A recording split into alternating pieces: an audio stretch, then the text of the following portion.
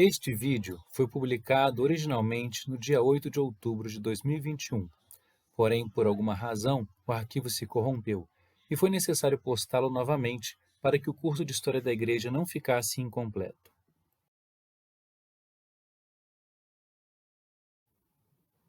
Em nome do Pai, do Filho e do Espírito Santo. Amém. Bendita seja a Santíssima Trindade em indivisível unidade, proclamamos que teve misericórdia de nós. Olá, seja bem-vindo à nossa 10ª aula do curso de História da Igreja. Já avançamos bastante e hoje eu vou cumprir algo que eu prometi para vocês, que é uma aula sobre as heresias dos primeiros séculos. Como eu disse, eu não sou teólogo, então eu não vou me aprofundar nas questões teológicas, vou apresentar elas por alto e vou dar ênfase naquilo que a minha formação em História e Filosofia me permite, que é uma apresentação mais dos acontecimentos históricos e de algumas relações importantes que acontecem em função desses pensamentos que vão ser considerados heréticos pela Igreja. E é importante a gente começar justamente desse ponto. O que é heresia?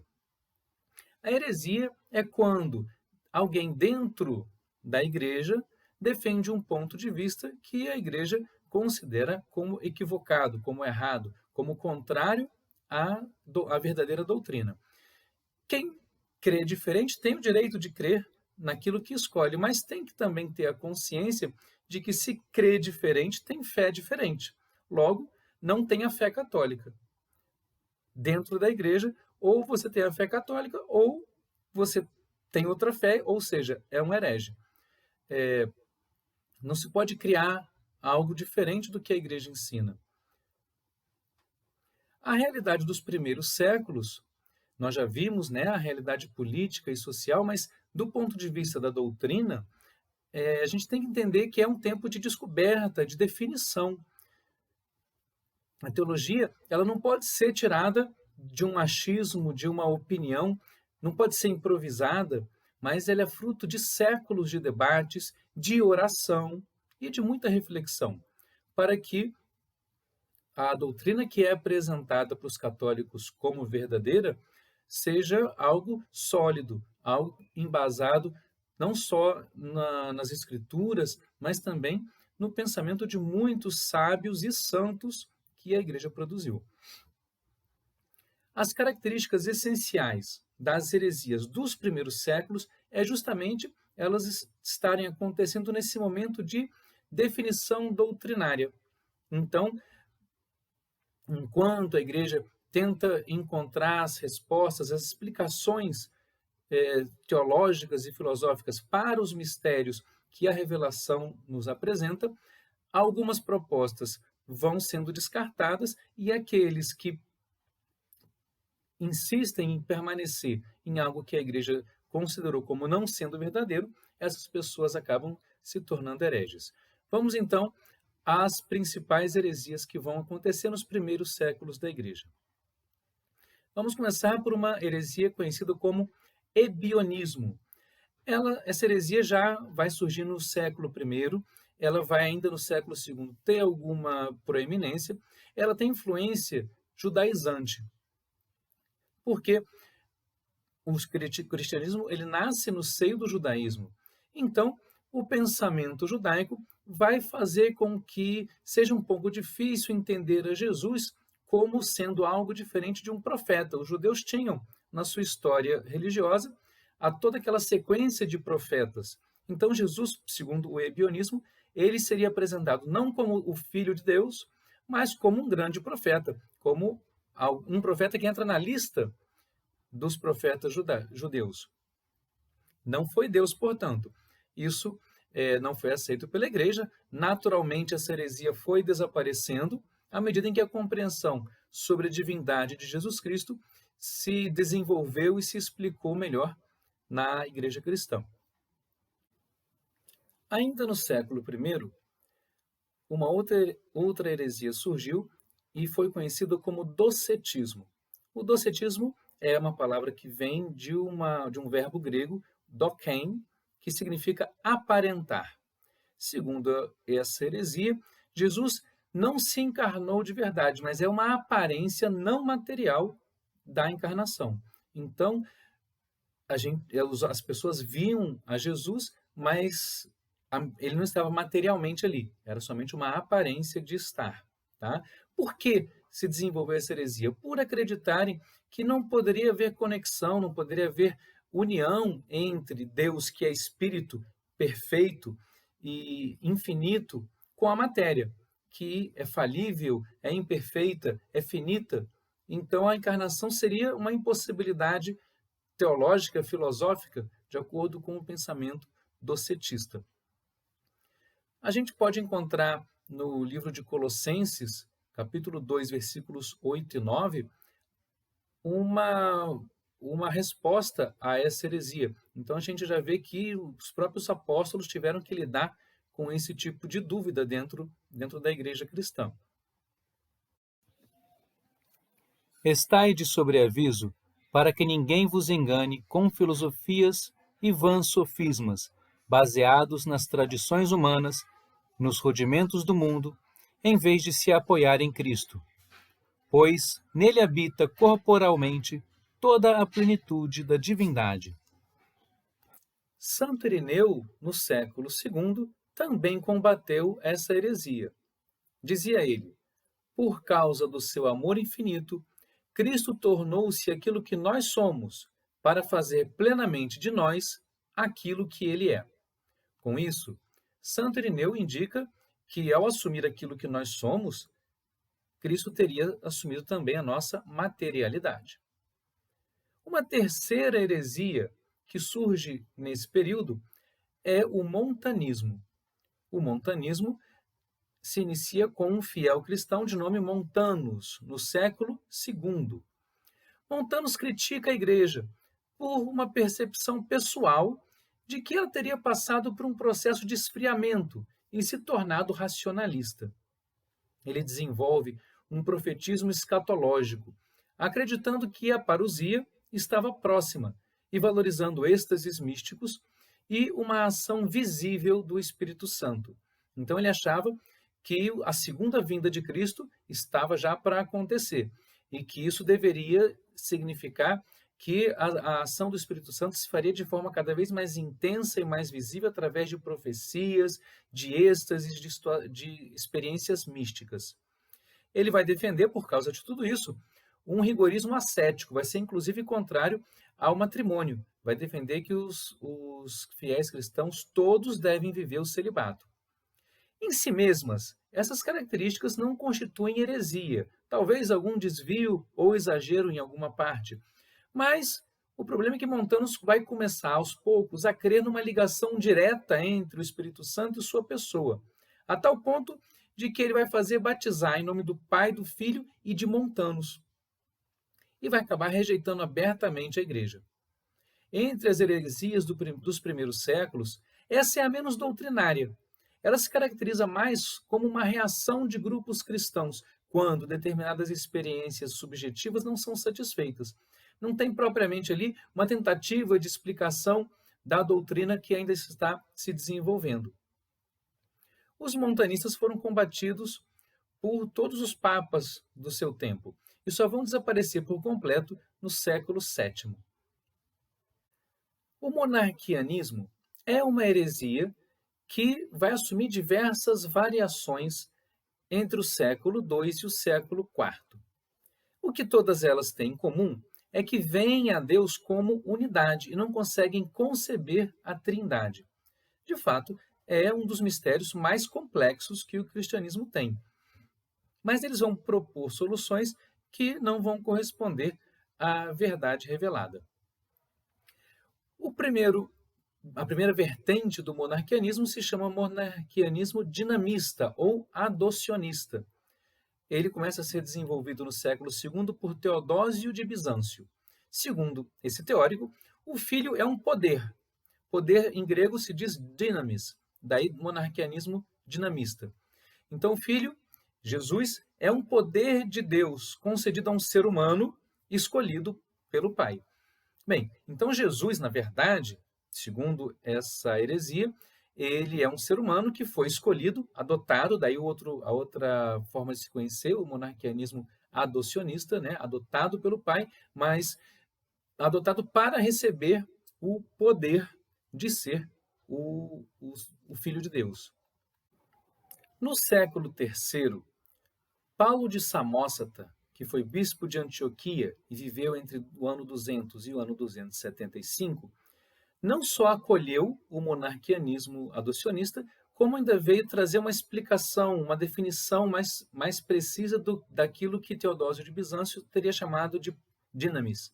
Ele vai identificar esse poder com a sabedoria de Deus. Então, a sabedoria de Deus veio habitar em um homem, Jesus, que era um homem comum, mas que foi escolhido para que a sabedoria de Deus habitasse nele. Outra vertente do monarquianismo é o monarquianismo modalista.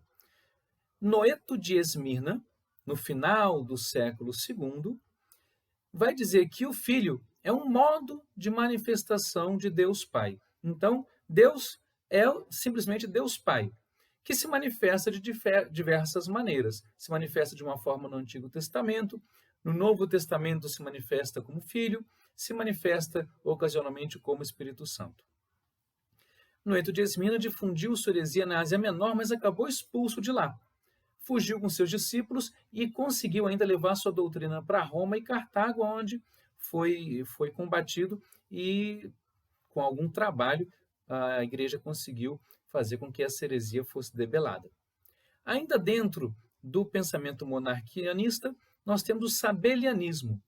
Sabélio era um teólogo do norte da África que morreu no ano 215. Então a gente tem aí todas essas coisas acontecendo mais ou menos ao mesmo tempo. Sabélio dizia que há uma só pessoa em Deus, a Trindade não existe. Então ele nega simplesmente a Trindade e diz que o Filho e o Espírito Santo não se distinguem do Pai. É bem parecido com o monarquianismo modalista.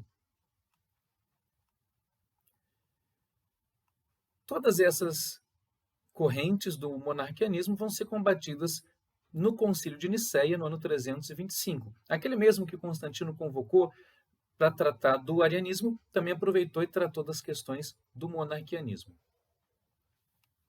Falando em arianismo, ele surge com Ário, que é presbítero em Alexandria, padre em Alexandria, vive de 256 a 336.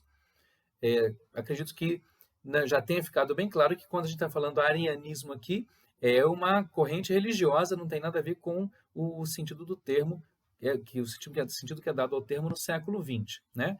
Fechando esse parênteses, vamos seguir dizendo que, segundo Ário, Jesus foi criado por Deus acima dos anjos e dos homens, mas ele não é Deus. Não é homem e não é Deus, mas é um tipo de criatura que está acima dos anjos e dos homens. É mais do que um homem especial, mas um outro tipo de criatura, com características divinas. Um sínodo em Alexandria, fica no Egito, né, rejeitou essa proposta no ano 318. Mesmo assim, Ário continuava fazendo seguidores. Ele vai ter uma receptividade muito grande em diversas regiões do cristianismo. O arianismo, como acabamos de falar, foi a origem da convocação do Concílio de Nicéia. Constantino não tinha opinião formada sobre ser a favor ou contra o arianismo. Ele só se interessava em desfazer essa questão, esse problema, e evitar a instabilidade que causava a divisão no cristianismo. Grupos arianos vão permanecer ativos mesmo após o concílio ter rejeitado essa doutrina. E mesmo após a morte de Ário, no ano 336, ainda vão haver muitos grupos arianos em atividade. Mais tarde, o imperador Constâncio II, que foi imperador de 337 até 361, que era filho de Constantino e governou o império, junto com seus dois irmãos, Constâncio II, não seus irmãos, mas ele adota o arianismo e enviou missionários arianos para converter um povo germânico que estava nas fronteiras do império, que eram os godos, que vão se dividir em visigodos e ostrogodos.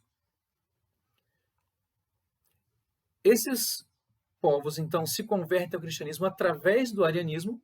Depois, outros povos germânicos também vão adotar o arianismo. Em grande parte, posso dizer, por ser uma doutrina mais fácil de compreender do que a doutrina trinitária. Então é mais fácil entender diversos níveis de Deus do que três pessoas em um só Deus. Como era uma explicação mais acessível, de modo geral, os povos germânicos tenderam pelo arianismo até que pudesse se resolver essa questão. Na verdade, o arianismo só vai perder força após o Edito de Tessalônica, no ano 380, por Teodósio, e desaparecer mesmo somente no século V. No século IV, Macedônio I, que era ninguém menos do que o patriarca de Constantinopla, ou seja, o bispo da cidade mais importante do império, porque você lembra que, por essa altura, Roma já estava começando a entrar em decadência. Então, Macedônio I vai ser protegido por alguns bispos arianos e influenciado por eles e começa a propagar uma nova heresia com muita semelhança com o arianismo. E, claro, sendo propagado por Macedônio, essa heresia vai ser conhecida como o macedonianismo, que vai ensinar que só o Pai é Deus. O Filho foi criado pelo Pai, ainda que superior até mesmo aos anjos, e com o poder de criar também o Espírito Santo. Então, o Pai é Deus, o Filho é uma criatura que também tem a possibilidade de criar e cria o Espírito Santo. São Basílio, São Gregório Nazianzeno, São Gregório de Nissa, Santo Ambrósio, Santo Hilário de Poitiers foram alguns dos que se pronunciaram contra essa doutrina. Mas a resposta definitiva contra o macedonianismo vai ser dada no Concílio de Constantinopla, no ano 381. Já no Concílio de Nicéia, em 325, tinha sido incluído no credo a fé no Espírito Santo. Então já se rezava, cremos no Espírito Santo. Porém, em função da heresia do macedonianismo, se considerou necessário a inclusão de mais alguma coisa a respeito do Espírito Santo. E assim passou-se a rezar, cremos no Espírito Santo, Senhor que dá a vida e procede do Pai, e com o Pai e o Filho é adorado e glorificado, ele que falou pelos profetas. Provavelmente, você está reconhecendo essa passagem como sendo parte de um credo que nós rezamos na missa. Embora não em todas as missas, porque, de modo geral, nós rezamos na missa o símbolo dos apóstolos, pelo menos aqui na Igreja Latina, no Ocidente, e nesse credo mais simples se reza cremos no Espírito Santo somente, cremos no Espírito Santo, na Santa Igreja Católica, etc. Mas existe esse credo mais longo, né? Aqui a gente costuma simplesmente chamar de o credo mais longo, né? Aonde nós rezamos, cremos no Espírito Santo, Senhor que dá vida e procede do Pai. A gente hoje acrescenta do Pai e do Filho, e com o Pai e o Filho adorado e glorificado, ele falou pelos profetas, etc. Por isso esse credo é conhecido como credo niceno-constantinopolitano. Esse é o nome oficial dele. Se você conseguir lembrar, na próxima missa, com algumas missas especiais, ele vai aparecer aqui na Igreja do Ocidente, e aí você, se conseguir lembrar o nome, em vez de chamar de credo mais longo, pode chamar de credo niceno-constantinopolitano. Por que eu falei que ele é importante? Porque dessa definição faz surgir mais tarde a questão que é conhecida como o filioque. O filioque é justamente esse acréscimo que hoje nós rezamos, procede do Pai e do Filho, porque em Constantinopla simplesmente se acrescentou Senhor que dá vida e procede do Pai, e com o Pai e o Filho adorado e glorificado. Mais tarde, no Ocidente vão acrescentar esse e do Filho, e aí vai haver toda uma discordância da parte das igrejas do Oriente, e isso vai, ao longo dos séculos, gerar o cisma do Oriente. Mas é assunto para mais tarde. Por enquanto, a gente fica com essa lembrança da origem desse problema. E podemos passar para mais uma heresia, o apolinarismo, que vai surgir com um bispo da cidade de Laodiceia, na Síria, chamado Apolinário. Ele vive de 310 a 390, então agora a gente já está no século IV. Segundo ele, só pode haver uma única pessoa em Cristo. Então, Cristo não pode ser ao mesmo tempo Deus e homem. Ele vai dizer que Jesus, para explicar então isso, vai dizer que Jesus tinha um corpo humano e animado por alma divina. Não poderia ter duas naturezas completas, corpo e alma, porque senão seriam dois indivíduos, segundo o que entendia Apolinário. Então, ele tem corpo humano e alma divina. O que a igreja ensina hoje é que ele é plenamente homem, com corpo e alma humana, e plenamente Deus, com o Espírito Divino completo também. Uma natureza completa, segundo Apolinário, incluiria o pecado, uma natureza humana completa. Então, por isso ele descarta que ele seja completamente homem. Vai ser condenado por um sínodo em Alexandria, no ano 362, depois pelo Papa São Damaso, e finalmente também pelo Concílio de Constantinopla. Então, o Concílio de Constantinopla, além de tratar do macedonianismo, tem que tratar também do apolinarismo. Apolinário não abandona o seu pensamento, não abandona a sua heresia. Mesmo depois que a igreja declara como heresia, ele não vai desistir da doutrina que ele propõe. Vai ser refutado mais tarde por São Gregório de Nissa, que diz que aquilo que não foi assumido pelo Verbo não foi redimido, e, portanto, Cristo tem que ser plenamente homem para que nós pudéssemos ser redimidos. E essa heresia só vai se extinguir por completo no início do século V, de forma mais ou menos espontânea. Ela foi combatida, teve sua resposta, teve a definição no Concílio de Constantinopla, e a partir daí ela foi se esvaziando, até que no século V ela já não é mais encontrada na igreja. E a gente vai ter que parar por aqui, porque senão vai ficar cansativo. Essa exposição ficou longa e a gente ainda tem bastante coisa para falar sobre heresias. Vamos continuar daqui a 2 aulas, para não ficar cansativo. A gente muda de tema na próxima aula, vamos falar um pouco sobre as invasões bárbaras e os reinos cristãos de origem germânica, que também é um assunto interessante, né? Todo mundo ouve falar das invasões bárbaras, ouve falar dos hunos, e a gente vai tratar um pouquinho disso. Vamos ver principalmente a questão da formação dos reinos cristãos, porque isso vai dar origem à Europa medieval. E aí, na aula seguinte, a gente volta às heresias para completar algumas heresias do século IV, V, VI, até que essa etapa toda das heresias de origem doutrinal seja superada pela igreja. Não se esqueça de compartilhar o vídeo nos grupos da sua paróquia, entre seus amigos católicos e com todos aqueles que apreciam o estudo da história. Vamos fazer com que essas aulas possam ser partilhadas por muitas pessoas, possam alcançar muita gente. Eu agradeço a você por assistir, por fazer parte desse projeto. Se ficou com alguma dúvida ou mesmo com uma curiosidade, pode colocar nos comentários que eu vou responder. A sua companhia, seus comentários, tudo isso é muito importante. Para ficar 100%, só falta dar o seu like. E para concluir, quem não percebeu ainda, quem não notou, a gente está aqui com uma imagem nova e dessa vez eu não vou fazer mistério porque hoje é dia 7 de outubro e a gente está no dia de Nossa Senhora do Rosário. E aí eu tinha que colocar aqui Nossa Senhora do Rosário, né? Até a próxima aula. Fiquem com Deus.